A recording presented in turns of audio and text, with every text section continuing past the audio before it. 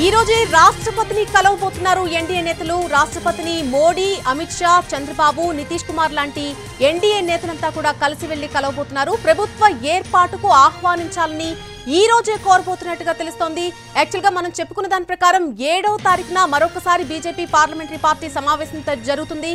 ఆ తర్వాతనే కొత్త ప్రభుత్వ ఏర్పాటుకు సంబంధించి ఆహ్వానించాల్సిందిగా రాష్ట్రపతిని కలిసి ఒక లేఖ ఇవ్వబోతున్నట్టుగా మనం చెప్పుకున్నాం. కాకపోతే ఇప్పుడు మనం బ్రేకింగ్ చూస్తూ ఉన్నాం. రాష్ట్రపతిని ఈ రోజే ఎన్డీఏ పక్ష నేతలంతా కూడా కలవబోతున్నట్టుగా తెలుస్తోంది. ప్రస్తుతం ప్రధాని మోడీ నివాసంలో ఎన్డీఏ భేటీ కొనసాగుతోంది.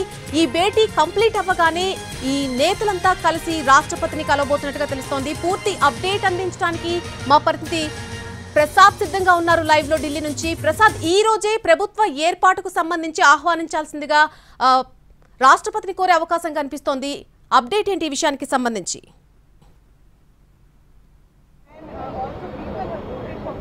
బీజేపీ వర్గాల చెందుతున్న సమాచారాన్ని బట్టి ఆపద్ధర్మ ప్రధానమంత్రి నరేంద్ర మోడీ అధికార నివాసంలో కొనసాగుతున్నటువంటి ఎన్డీఏ సమావేశం ముగిసిన తర్వాత అందరూ కూడా భాగస్వామ్య పక్షాలతో కలిసి ఆపద్ధర్మ ప్రధానమంత్రి బీజేపీ నేతృత్వంలో సంకీర్ణ ప్రభుత్వాన్ని ఏర్పాటు చేసేంత బలము తమకుంది. అదేవిధంగా ఏ పార్టీలు తమను బలపరుస్తున్నాయి, వీటన్నిటి వివరాలను రాష్ట్రపతి ద్రౌపది ముర్ముకు అందజేసేందుకు వెళ్లేందుకు అవకాశం ఉన్నట్టుగా తెలుస్తుంది. అయితే ఇంతవరకు రూఢిగా చెప్పట్లేదు, కానీ ప్రధానంగా ఈ సమావేశం ముగిసిన తర్వాత మాత్రం అందరూ కూడా కలిసి వెళ్లి భాగస్వామ్య పక్షాలు ఎన్డీఏ కూటమిని ప్రభుత్వాన్ని ఏర్పాటు చేసేందుకు ఆహ్వానించాలి అని కోరేందుకు మాత్రం అవకాశం ఉన్నట్టుగా తెలుస్తుంది.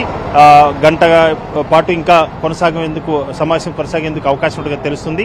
4 గంటలకు ప్రారంభమైన ఈ సమావేశం ఇంకా కొనసాగుతూనే ఉంది. ప్రధానంగా ఈ సమావేశంలో ఎన్డీఏ భాగస్వామ్య పక్షాల చెందినటువంటి నేతల యొక్క అభిప్రాయాలను తెలుసుకోవటం, ఒక ఉమ్మడి ప్రణాళికను రూపొందించుకోవటం, అదేవిధంగా ఆయా రాష్ట్రాలు ఉన్నటువంటి పార్టీలు చాలా బలంగా ఉన్నాయి కాబట్టి ఆ రాష్ట్ర ప్రయోజనాలు, ఆ రాష్ట్రాలకు ఉన్నటువంటి అవసరాలు, కేంద్ర ప్రభుత్వం నుంచి ఆశిస్తున్నటువంటి సహాయము, ఇలాంటి అన్ని అంశాలు కూడా ఈ సమావేశంలో చర్చించేందుకు అవకాశం ఉన్నట్టుగా తెలుస్తుంది. అయితే తామంతా కూడా బీజేపీ నేతృత్వంలో ఏర్పడబోయే ఈ సంకీర్ణ ప్రభుత్వానికి అండగా ఉంటాము, మద్దతుగా ఉంటామని తెలియజేస్తూనే వారికి ఉన్నటువంటి అభిప్రాయాలను కూడా ఈ సమావేశంలో బీజేపీ అగ్రనేతల మధ్య, అదేవిధంగా ఇతరత్ర భాగస్వామ్య పక్షాల సమక్షంలో వీరన్నీ కూడా చెప్పేందుకు అవకాశం ఉన్నట్టుగా తెలుస్తుంది. కాబట్టి నితీష్ కుమార్ కానీ లేకపోతే చంద్రబాబు నాయుడు కానీ వీరిద్దరు కూడా చాలా బలైనటువంటి భాగస్వామ్య పక్షాలుగా ఎన్డీఏ కూటమిలో ఉన్నారు. ఒకరు తెలుగుదేశం పార్టీ నేత కాగా మరొకరు జనతాదళ్ యునైటెడ్ నేత, బీహార్ ముఖ్యమంత్రి నితీష్ కుమారు. ఆపద్ధర్మ ప్రధానిగా ఉన్నటువంటి నరేంద్ర మోడీ నివాసంలో జరుగుతున్నటువంటి ఈ సమావేశంలో అన్ని అంశాలను చర్చించిన తర్వాత ఒక ఉమ్మడి ప్రణాళికను రూపొందించుకోవటం, ఆయా పార్టీల అభిమతాన్ని తెలుసుకోవటం, ఆ మేరకు ఒక సుదీర్ఘమైనటువంటి ప్రణాళికను రాబోయే 5 ఏళ్లలో ప్రభుత్వం నుంచి, కేంద్ర ప్రభుత్వం నుంచి ఆశిస్తున్నటువంటి సహాయం, వీటన్నిటి కూడా ఇక్కడ చర్చించి ఆ మేరకు నిర్ణయం తీసుకునే అవకాశం ఉంది. అప్డేట్ చూసినట్టయితే జూన్ 7న పార్టీ పార్లమెంటరీ సమావేశం నిర్వహిస్తారు. ఆ పార్టీ పార్లమెంటరీ సమావేశం జరిగిన తర్వాత నేతలంతా కూడా కలిసి వెళ్లి రాష్ట్రపతిని కలిసే అవకాశం ఉందని మనం చెప్పుకున్నాం. సడన్ గా ఈ చేంజ్ కి కారణం ఏంటి? అంటే ప్రత్యేకంగా కారణం ఏం లేదు. ముందస్తుగా ఎన్డీఏ భాగస్వామ్య పక్షాలకు చెందినటువంటి నేతలంతా కూడా సమావేశం కావటం, తమకున్న బలాన్ని, ప్రభుత్వం ఏర్పాటు చేసేందుకు తమకు బలం ఉంది అని రాజ్యాంగ సంరక్షకుగా ఉన్నటువంటి భారత రాష్ట్రపతి ద్రౌపది ముర్ముకు తెలియచేయటం అన్నది ఈ సమావేశం యొక్క ముఖ్య ఉద్దేశం అయి ఉండొచ్చు. కారణం ఏంటంటే రూఢీగా తెలియట్లేదు. ఈ రోజే కలుస్తారా అన్న అంశంపై బీజేపీ వర్గాల నుంచి అంతరు సమాచారం బట్టి మాత్రమే ఇలాంటి సమాచారం బయటకు వస్తుంది. అయితే ఖచ్చితంగా ఈ సమయానికి వెళ్తారు, రాష్ట్రపతిని కలుస్తారన్న సమాచారం మాత్రం రూఢీగా తెలిసి రావట్లేదు. అయితే ఈ సమావేశంలో చర్చలు జరపడం, అదేవిధంగా తమకున్నటువంటి మద్దతును రాష్ట్రపతికి తెలియజేసే అవకాశం ఉందని మాత్రం చెప్తున్నారు. ఆ తర్వాత జూన్ 7వ తేదీన బీజేపీ పార్లమెంటరీ పార్టీ సమావేశం జరుగుతుంది. ఆ సమావేశంలో బీజేపీ పార్లమెంటరీ పార్టీ నాయకుడు ఎన్నిక ఉంటుంది. ఆ తర్వాత ఎన్డీఏ భాగస్వామ్య పక్షాలకు చెందినటువంటి ఎంపీలు, అదేవిధంగా బీజేపీ ఎంపీలు అందరూ కలిసి, ఎన్డీఏ భాగస్వామ్య పక్షాలందరూ కలిసి కూడా ఎన్డీఏ కూటమి నాయకుడిగా ఎన్నుకోవడం జరుగుతుంది. ఆ తర్వాత ఎన్నికంతా పూర్తయిన తర్వాత తమకు పూర్తి స్థాయిలో ఈ ఆపద్ధర్మ ముఖ్యమంత్రి ప్రధానమంత్రిగా ఉన్నటువంటి నరేంద్ర మోడీ నేతృత్వంలో ప్రభుత్వం ఏర్పాటు చేసేందుకు తమకు సమ్మతంగా ఉంది. కాబట్టి తమకు ప్రభుత్వం ఏర్పాటు చేసేందుకు ఆహ్వానించాలని చెప్పి కూడా అప్పుడు కోరే కూడా అవకాశం ఉంది. కాబట్టి రాష్ట్రపతికి కేవలం ఇది సమాచారం అందించేందుకు మాత్రమే వీలుంది. ఆ తర్వాత ఎన్నిక అన్నది, అదేవిధంగా ఇవన్నీ కూడా పార్టీల అంతర్గత వ్యవహారం. ఇది కేవలం ఒక కూటమిగా తమకున్నటువంటి బలాన్ని రాష్ట్రపతికి తెలియచేసే అవకాశం కోసం మాత్రమే ఈ సమావేశం అయ్యేందుకు వీలున్నట్టుగా తెలుస్తుంది. కాబట్టి ఈ సమావేశంలో తమ కూటమి బలం ఉంది, 292 మంది ఎంపీలతో తమ ప్రభుత్వం ఏర్పాటు చేసేందుకు అవకాశం ఉంది. తమకున్నటువంటి బలాన్ని తెలియచేయటం మాత్రమే ఈ యొక్క సమావేశం యొక్క ముఖ్య ఉద్దేశం కావచ్చు. ఆ తర్వాత జూన్ 7వ తేదీన ఎన్డీఏ కూటమి నాయకుడిగా ఎన్నికైన తర్వాత ప్రధానంగా ఫలానా నాయకుడు నాయకత్వంలో ప్రభుత్వం ఏర్పాటు చేసేందుకు ఆహ్వానించాలని చెప్పి కోరేందుకు అవకాశం ఉంది. కాబట్టి అది 7వ తారీఖున జరిగే సమావేశం పార్టీల అంతర్గత వ్యవహారం. ఇది ప్రభుత్వ పరంగా తమను ఆహ్వానించాలి, తమకు బలం ఉందని రాజ్యాంగ సంరక్షణకు తెలియజేసే అంశం. కాబట్టి దీనికి అంతరం ఉంది.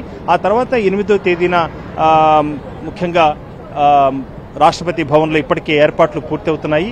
రాత్రి 8 గంటలకు జూన్ 8 రాత్రి 8 గంటలకు ప్రధానిగా నరేంద్ర మోడీ మూడోసారి బీజేపీ నేతృత్వంలో సంకీర్ణ ప్రభుత్వాన్ని భాగస్వామ్య పక్షాల అండదండలతో మద్దతుతో సంకీర్ణ ప్రభుత్వాన్ని ఏర్పాటు చేయబోతున్నారని మాత్రం చాలా రూఢిగా తెలుస్తుంది. ఆ మేరకు మార్గం కూడా సుగమైంది. అన్ని పార్టీలు కూడా నరేంద్ర మోడీ నాయకత్వానికి మద్దతు తెలియజేస్తున్నట్టుగా తెలుస్తుంది. ఎన్డీఏ సమావేశం కొనసాగుతుంది. ప్రధాని నివాసంలో ఎంత సమయం వరకు ఈ సమావేశం కొనసాగే అవకాశం ఉంది? రాష్ట్రపతి దగ్గరకు ఎంతమంది నేతలు వెళ్లబోతున్నారు? ఏ నేతలు వెళ్లబోతున్నారు? ఏ సమయానికి వెళ్లే అవకాశం ఉంది? అదే ఇంకొక గంట పాటు కొనసాగేందుకు అవకాశం ఉంది. సుదీర్ఘంగా చర్చ జరగాలి. ఎన్నికల యొక్క ఫలితాలు ఏ రకంగా బీజేపీ ఫలితాలలో కొంత మేరకు తగ్గుముఖం పట్టింది, అదేవిధంగా ఇతర భాగస్వామ్య పక్షాల యొక్క అవసరాలు, అదేవిధంగా ఆయా రాష్ట్రాల్లో ఉన్నటువంటి బలంగా ఉన్నటువంటి ఈ పార్టీల యొక్క అభిమతాన్ని వీటన్నిటి కూడా తెలుసుకునేందుకు కొంత సమయం పడుతుంది. కాబట్టి 5 గంటల వరకు కూడా ఈ సమావేశం కొనసాగే అవకాశం ఉన్నట్టుగా తెలుస్తుంది. ఆ తర్వాత కూడా కొనసాగే అవకాశం ఉంది. ఆ తర్వాత 5:30 గంటల ప్రాంతంలో ఒకవేళ వెళ్తే రాష్ట్రపతి భవన్కు వీరంతా కూడా ప్రతి పార్టీ తరఫున కూడా ప్రతి పార్టీ యొక్క అధ్యక్షుడు భాగస్వామ్య పక్షం యొక్క అధినేత ఒక గ్రూపుగా తయారయ్యి అదేవిధంగా బీజేపీ నేతలు అందరూ కూడా కలిసి రాష్ట్రపతిని కలిసే అవకాశం ఉన్నట్టుగా తెలుస్తుంది. కాబట్టి ఇంకా దీని మీద స్పష్టమైనటువంటి సమాచారం లేదు. కలిసే అవకాశం ఉన్నట్టుగా మాత్రమే రూఢిగా తెలుస్తుంది. 5:30 గంటల ప్రాంతంలో వీరంతా కూడా రాష్ట్రపతి భవన్కి వెళ్లి రాష్ట్రపతిని కలిసి తమకున్న బలాన్ని తెలియజేస్తారు. ఆ తర్వాత బీజేపీ పార్లమెంటరీ పార్టీ నాయకుడు ఎన్నిక, ఎన్డీఏ కూటమి నాయకుడిగా ఎన్నిక, ఇవన్నీ కూడా రాష్ట్రపతికి తెలియచేయటం, తమను ఆహ్వానించాలి, ఫలానా నేతృత్వంలో ప్రభుత్వం ఏర్పాటు చేసిన తామంతా కూడా సమ్మతించాము, ప్రధాని అభ్యర్థిగా కూడా తీర్మానం చేయడం జరుగుతుంది. ఆ మేరకు ఎంపీలంతా కూడా దానికి సంబంధించి సంతకాలు చేస్తారు.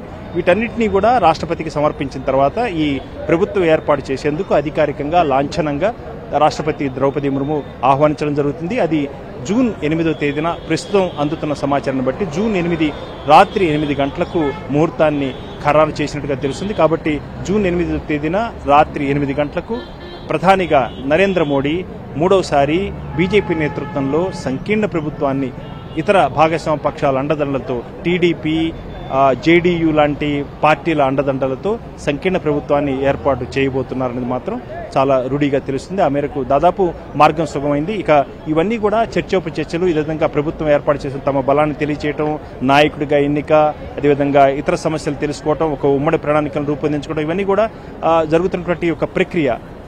ప్రభుత్వం ఏర్పాటు చేసేందుకు మాత్రం మార్గం సుగమైంది. ఇకపోతే సాయంత్రం 6 గంటలకు ఒకవైపున మరొక వైపున ఏఐసీసీ అధ్యక్షుడు, కాంగ్రెస్ పార్టీ అధ్యక్షుడు మల్లికార్జున ఖర్గే నివాసంలో ఇండియా కూటమి చెందినటువంటి నేతలంతా కూడా సమావేశమవుతున్నారు. ఈ సమావేశంలో కూడా ఉన్నటువంటి పరిస్థితులు, రాజకీయ పరిస్థితులు, అదేవిధంగా ఎన్నికల బలాబలాలు, ఎన్నికల ఫలితాల యొక్క బలాబలాలు, పార్టీల బలాబలాలు, ఇతర పార్టీలు ఏదన్నా ఇండియా కూటమికి వచ్చేందుకు ఉన్నటువంటి అవకాశాలు, ఎవరినైనా సంప్రదించేందుకు మనం ప్రయత్నం చేయవచ్చా లేదా, ఇవన్నీ కూడా కూటమి పరంగా కూడా సమిష్టిగా ఒక నిర్ణయం తీసుకోవాలి. కాబట్టి మల్లికార్జున ఖర్గే నివాసంలో జరిగే ఈ సమావేశంలో చర్చిస్తారు, ఆ మేరకు నిర్ణయం తీసుకుంటారు. ఆ తరువాత ఇలాంటివి ప్రయత్నం చేస్తారా లేదా అన్నది ఆ సమావేశంలో నిర్ణయం తీసుకోవడం జరుగుతుంది. ప్రస్తుతానికి మాత్రం ఈరోజు ఎన్డీఏ సమావేశానికి హాజరయ్యేందుకు ఢిల్లీకి బయలుదేరుతున్నటువంటి ముందుగా తాడేపల్లిలో టీడీపీ జాతీయ అధ్యక్షుడు చంద్రబాబు నాయుడు ఏర్పాటు చేసిన మీడియా సమావేశంలో తాను ఎన్డీఏతోనే ఉన్నాను